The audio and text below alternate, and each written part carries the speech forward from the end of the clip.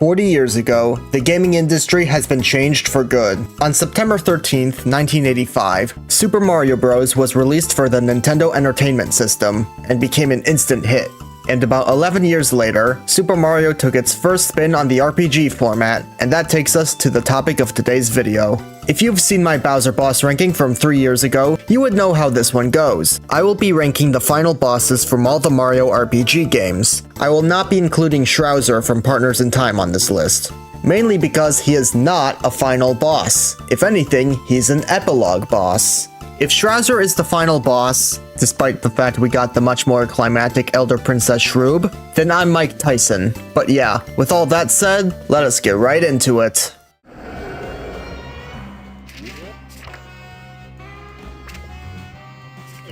Ah yes, Paper Mario Sticker Star, the game that forever changed the Paper Mario franchise. And by forever, I mean for another game after that before Origami King changed it again and actually fixed it. But anyway, the first phase is nothing extraordinary, just a typical Bowser fight with his minions in the front as you move further through the castle all the while he heals himself. Eventually you knock him off the platform and that wraps everything up. Right? No. So now Paper Bowser becomes Cardboard Bowser, and now all hope is lost. Or so you thought, cause we got Kirsty, to help us save the day by sacrificing herself, only to show up right at the end like nothing happened. You now get 5 attacks, and it's essentially a destroy the arms then hit the head type of boss, if you catch my drift. And after depleting his HP, that's kinda it. But the true problem with this boss is how you are required to actively search out obscure thing objects, and you would never know you needed them unless you're replaying the game or using a guide, which is frankly ridiculous to say the least. And let's not forget you have to fight Kamek beforehand, who gives you no choice but to waste your stickers, and if you accidentally waste one of the thing cards you are saving, you're basically fucked. But hey, at least the music gave us a legendary comment war, which is honestly the best thing I could say about Sticker Star as a whole.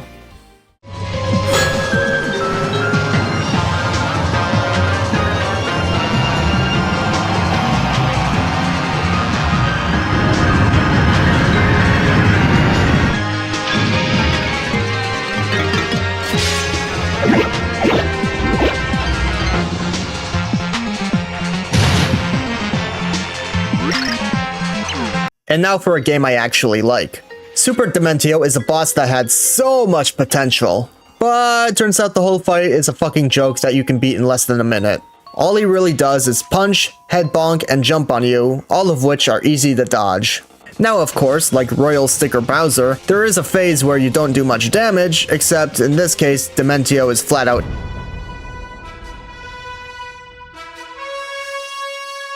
at least until the Pure Hearts come in and the fight begins where Dementio just does the same thing. Now this wouldn't be much of an issue if Super Dementio had a lot more than 200 HP. And honestly, I don't know what else to add without constantly saying this fight is a joke, so let's get a move on, shall we?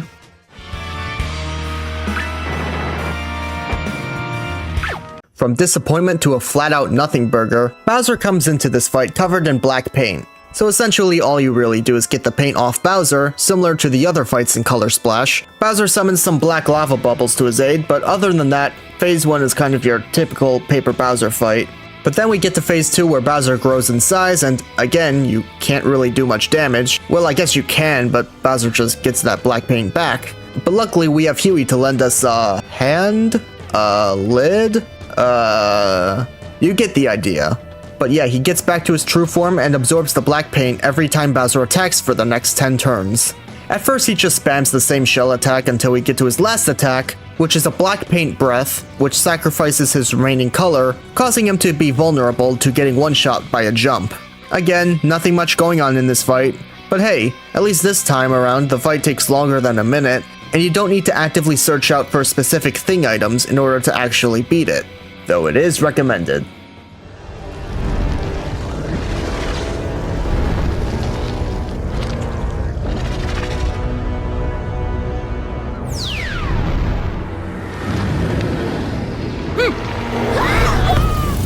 And now for what I'd say is the longest battle in Mario history. For the first phase, we deal with its astral arm by attacking its hands and learn them into spike traps. After that, we fight Cursa itself. All it really does is shoot a singular laser and turn to another platform, where another set of good guys are on. Once it takes enough damage, Rosalina is freed, and now we gotta hit those star projection thingamajigs, which charge up Rosalina's attack, which is the only way Cursa can take damage at this point. And again, all Cursa does is shoot lasers. But yeah, I think the fight goes on for a bit too long, and I didn't like how Cursa doesn't really have that many attacks. Also, I didn't like how they lock teams automatically instead of letting you choose. Look at, say, Final Fantasy VI. In the final area, Kefka's Tower, you get to choose who gets paired together, and they will each explore their own separate paths, and once you fight Kefka himself, you can set an order for when each character will join the fight whenever your characters die. But yeah, I think that's all I have to say about Cursa, so let us move on. And now for the OG Paper Mario. This fight is relatively simplistic. Bowser jumps on you, which kicks your hammer away, he slashes at you, which poisons you, and of course, he uses his iconic Fire Breath on you. And he uses his Star Rod, which can be countered with the Star Beam. Or so you thought. Twink comes into the fray to fight Kammy Koopa, which at first he does nothing, but bit by bit, he starts to do damage thanks to Peach's wishes. Kammy drops blocks, and that's kinda it if I'm being real with you. But just like that, Bowser is now vulnerable to the Star Beam, or I guess Peach Beam as it's now called, thanks to Peach wishing for the Star Spirits to have more power. And the fight's kinda the same, not gonna lie. So yeah, as expected from an older game, it's not really a flashy fight, but hey, it gets the job done.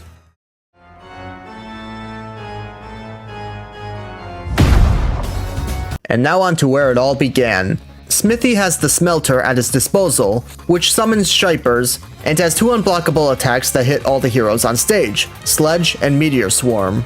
After he's taken enough damage, Smithy has a meltdown which causes the floor beneath them to collapse. He then transforms into his true form, which looks like a deformed Goomba, but he can change his head shape into a tank, a chest, this coffin-looking ass thing, and whatever the hell that's supposed to be, whenever he wants. Tank Smithy shoots bullet bills, Chest Smithy summons random status effects, Coffin Smithy uses Shredder, and this thing uses Dark Star, not to be confused with the Dark Star from Bowser's Inside Story, as well as Spear Rain, Sword Rain, Arrow Rain, I know, a lot of rain, and Meteor Swarm. Overall, it's a pretty decent boss with an unsettling design.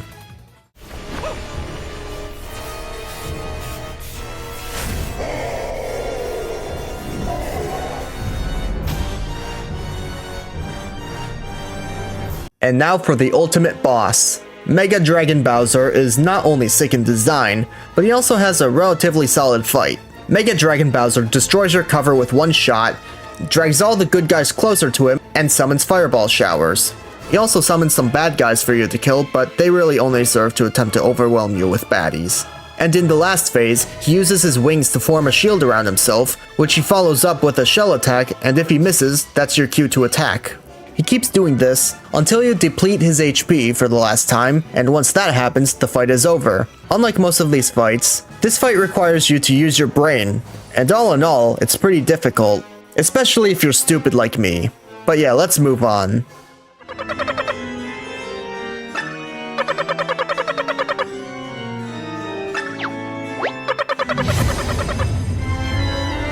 And now for the Origami King. And if you ask me whether I'm referring to the game or the boss, I will answer with a yes.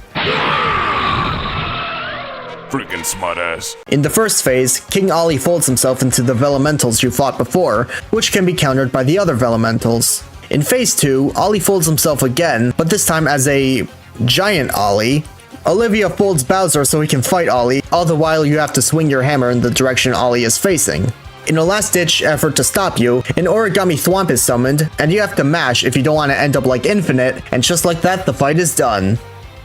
Or not. Ollie folds himself to an even more giant Ollie, and bitch slaps Bowser, all the while Olivia takes out a giant magic circle. But Ollie jumbles up the magic circle, cause he can't fight fair for 2 seconds, and you have to fix it in 3 turns before the poison kills you.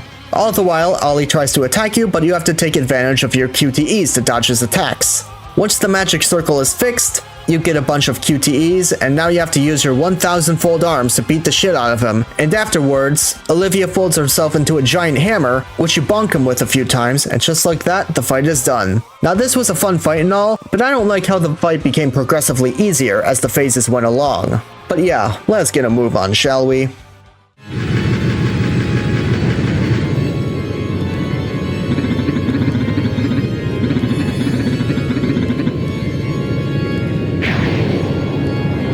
And now for Bowsette if she was made to be a menacing villainess and not a gooner bait thought. Anyway, the Bowletta fight isn't too complex. We get the fireballs and the flarets. And a bigger fire blast that requires you to hit a block 5 times to dodge. Later in the fight, she changes color and summons stars, which can be deflected back to her. But she loses and the game is over just like that. Nope, get fucked, nerd. Bowletta inhales the fallen brothers. Somehow. Say, this was before Bowser's Inside Story, right? Now we gotta face Cackleta's soul with only 1 HP. Until you heal up, cause you're shit at video games just like I am. So basically you take out Cackleta's arms, then head, which exposes the heart. Meanwhile, she goes Zawarudo on your ass to shoot lasers and flips you off, which summons Thunder Orb or Flame Spin. And who am I to forget the infamous arm swinging attack she does?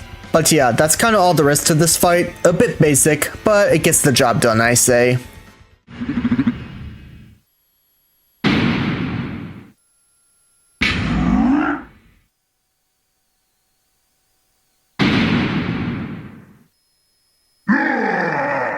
From one Bowser fight to another, but this time Bowser is his true self and has help from himself.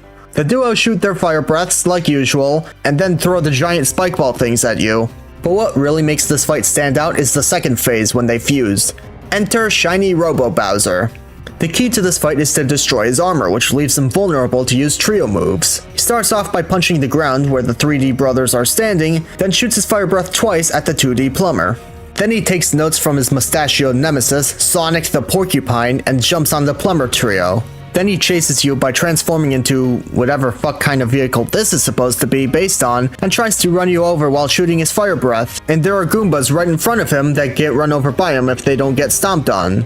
Say, what was it about Death Battle saying Bowser's willing to protect his troops? But yeah, Bowser then shoots some projectile attacks from a distance that can be repelled back, and yeah, that's kinda it. I'd say it's a bit more exhilarating than the Bowletta and Cackletta fight, though I might be saying this because the bros attacks are more fun to use. But whatever, I'm biased, who cares?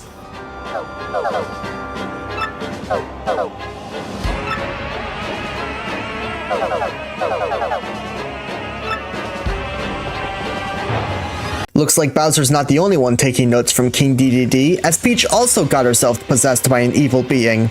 You're told not to think of the Shadow Queen as Peach, but god damn it, I'm using this as my opportunity. I've had to save your stupid ass for decades, only for you to get kidnapped again. I am using this to let out my lifetime of frustrations, thank you very much. The Shadow Queen Peach fight is relatively basic, since all she really does is summon a singular lightning bolt, but then things kick up once the Shadow Queen assumes her true form. Just like in prior Paper Mario final bosses, your attacks do nothing at first, all the while she bitch slaps you and shoots lightning bolts. But luckily you have the Crystal Stars at your disposal, which frees Peach for a bit, which grants Mario some power. You know, that shit could have been handy during the 420 times you've been kidnapped, just saying! But yeah, now you can do some damage. Shadow Queen uses the Dead Hands to do some damage, not to be confused with the Abomination in Ocarina of Time, and she also sends shockwaves through the area, all the while she boosts her stats. And yeah, that's kinda all there is to the fight. It's a pretty climactic and atmospheric finale, which is also somewhat challenging, which is something I can't say a lot when it comes to Mario games.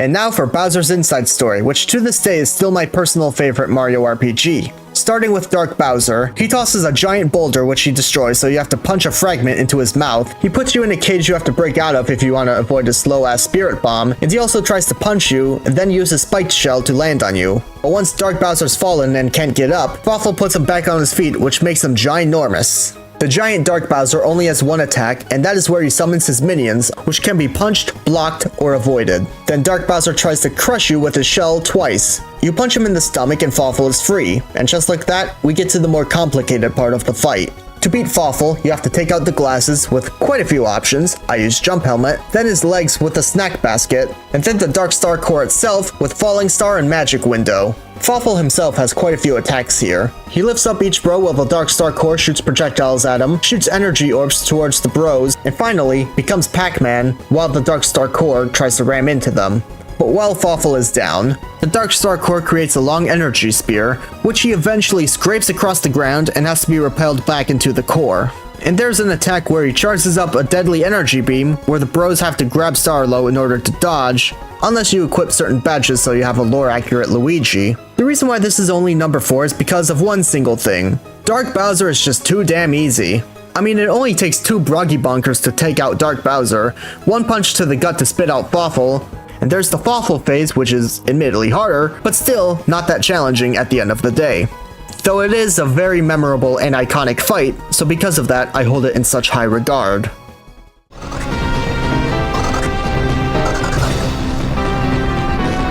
And now we go from a fight that's epic to one that's depressing as hell. Win or lose, a species is going extinct regardless. No heroes, no villains, just a fight for survival from both sides. But anyway, in the first phase, Shroob UFOs will appear, which Peach helps out with disposing of them. Elder Princess Shroob hops on top of them and starts blasting. Anyway, I started blasting. The second phase is where things start to get intense. Elder Princess Shroob is massive and Peach is unconscious. Like in phase 1, she uses blast attacks, but this one can be deflected. And of course, she has her own spinny attack, like Cackletta and Fawful. Like those boss fights, you gotta take out her tentacles, but this time, it's so things are easier for you.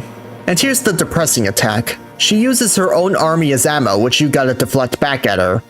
Elder Princess Shroob has 3000 HP, so if you don't have any badges on you, or if you're under-leveled, you can expect to be here for a while. But what really ticks me off about this boss fight is that if you die, you have to fight the previous boss, Princess Shroob, who also has 3000 HP, all over again, because you can't save in between those. But despite all that, I think it's a pretty beautiful boss fight, and because of that, I think it's worthy of the bronze medal.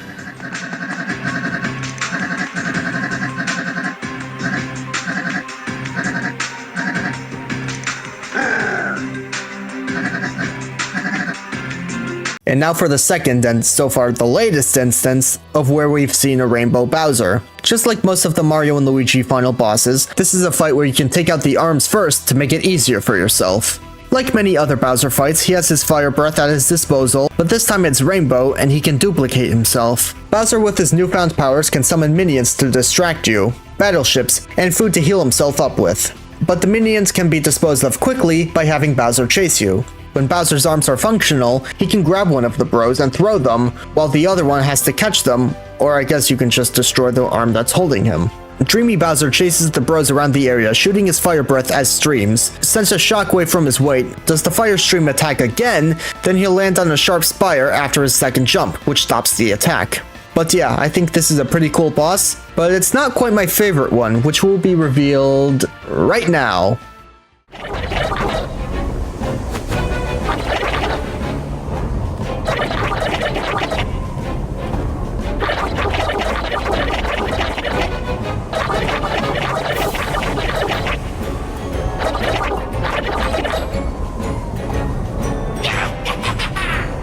This placement surprised me, but at the same time, it takes the more action-packed Mario & Luigi gameplay I like and pushes it to what more powerful hardware can handle. We start off with a chase sequence where you have to counter fire and ice blasts and interrupt his fire or ice attack with the required counters, then mix the two to hit him when he's vulnerable. Once you hit him, he is stunned for a bit, giving you the opening to go gung-ho with your attacks. In phase 2, Reclusa becomes Weeping Reclusa after getting inside a giant-ass tree. He starts by shooting ice balls at the mustachioed brothers, then a big-ass fireball, then he sweeps the ground with his arm and throws a spiked ball. Once Weeping Reclusa is stunned, Luigi gets the idea to fly right up to him. The key here is to avoid the spiked obstacles and to counter the fire and ice balls and use a bro ball when Reclusa fires his attack. Then we get to the next phase, which, not gonna lie, reminds me of Void Termina's core for some reason. Am I the only one who thinks that? But anyway, the Weeping Core will charge towards the brothers, which can be countered with the hammers. And of course, we gotta have the spinny attack, just like most of the Mario & Luigi final bosses.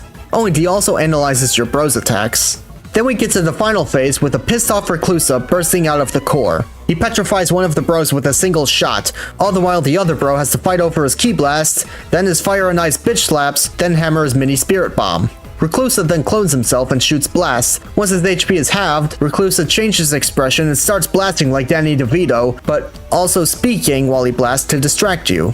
And finally, you get to spam hammer attacks, then finally, land the final blow. This is a somewhat lengthy, action-packed boss, which kinda lived up to my expectations for a Mario & Luigi final boss in the Switch era, which probably explains its #1 placement. But yeah, let's get to the outro. Do you agree with my list? Let me know in the comments below. Maybe in the future, I'll do a ranking of all the mainline Mario final bosses, since I finally played Super Mario Land. I know most of them are just Bowser, who I already did a ranking for, but the video's outdated anyway, so why not? Though, I do have more final boss rankings that I plan on doing first, so stay tuned for those. Also, stay tuned for the weeks down the road, because I've been talking to an artist recently, and let's just say we got some big things coming. But yeah, I don't really have anything else to say, so I'll see you guys in the next video. See ya, chump. Also, what word could be used as a slur against the Shroobs?